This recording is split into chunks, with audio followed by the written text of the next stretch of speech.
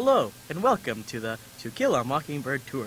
Here we explain the different place and significance of the characters as we drive all through Macomb, Alabama. Hope you enjoy, and thank you for choosing Mockingbird buses. Whose house is that on the left? Good question. This house belongs to Mrs. Henry Lafayette Dubose. Miss Dubose is around 80 years old when Scout first met her. Though, as we learned later, Miss Dubose is a morphine addict. Even though she is addicted to morphine, she continues to fight her addiction. That being said, around, I think, May to July, she died because of her addiction and age. Though it is said that Atticus said that she had real courage. Moving along now.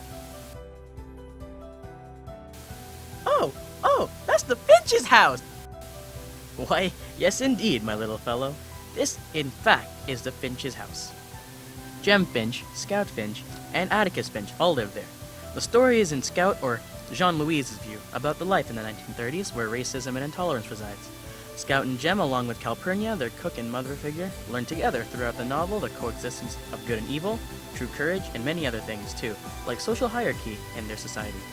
In terms of social hierarchy, the Finches are well known and are well respected. The eldest Finch living there is none other than Atticus Finch, or, back in the day, One-Shot Finch.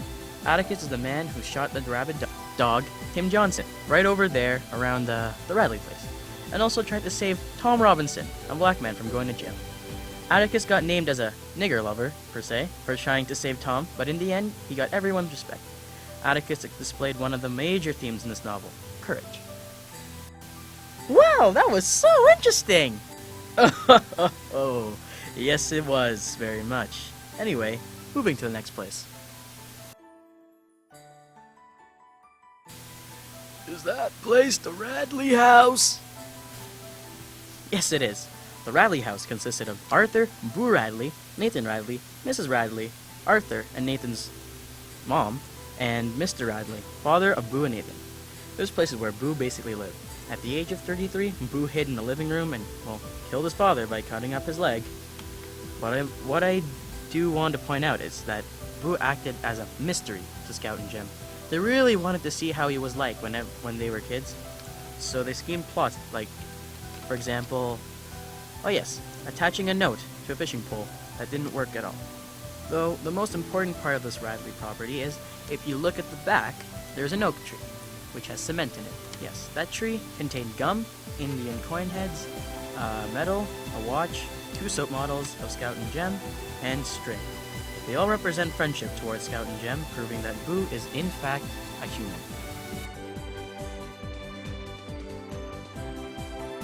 Oh my god, is that house in the dump? Yeah, unfortunately, that is where the Ewells live. The Ewells are a very, dirty and poor family. We are not allowed to go there because of Bob Ewell. I'll get to that in a moment. Let's start out in Scout's view. When she had first met a Ewell family member, Burris, she had described him as ill-mannered, dirty, and mean. Burris only came to school for first day. Now, let's get to Bob. Bob is the man that said Tom Robinson had raped her daughter, Mayella. That is when the trial happened. Almost losing to Atticus, he managed to send Tom to jail. Though, since Atticus almost won, he swore vengeance to them. One night, Scout and Jem were attacked by him, and he almost killed them both. Luckily, Boo Radley was there to save the day. That is why we can't go near that house. The Ewells are evil.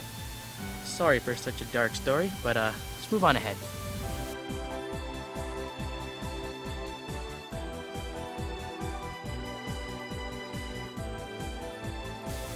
Oh look, it's a jail! Oh yes, the jail. Okay, a quick note. This is where Tom Robinson was held before the trial. There was a mob that went in there to try to kill him, but decided not to. Now, for the most important spot, other than the Finch's house.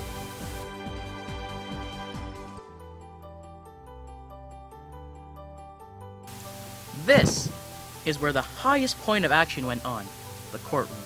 The courtroom is where Tom Robinson's trial was undergone. This is the place where many things have happened. Firstly, this is where Scout and Jem find out that Dolphus is not really a drunk. He drinks Coca-Cola. He also tells them he prefers blacks over white because white people back then were hypocritical. Secondly, Scout and Jem find out what racism is in the courtroom because Tom was obviously innocent, but only because he is black, he is accused guilty. Finally, Atticus shows that it doesn't matter if you are black or white. It only matters if you are truthful, because the courtroom was the only place where everyone is treated equally. This place is where everything in Scout's life, she learned everything, and everything else by her father. Thank you all for coming to the To Kill a Mockingbird tour. I hope you did enjoy your tour and also may have learned something new.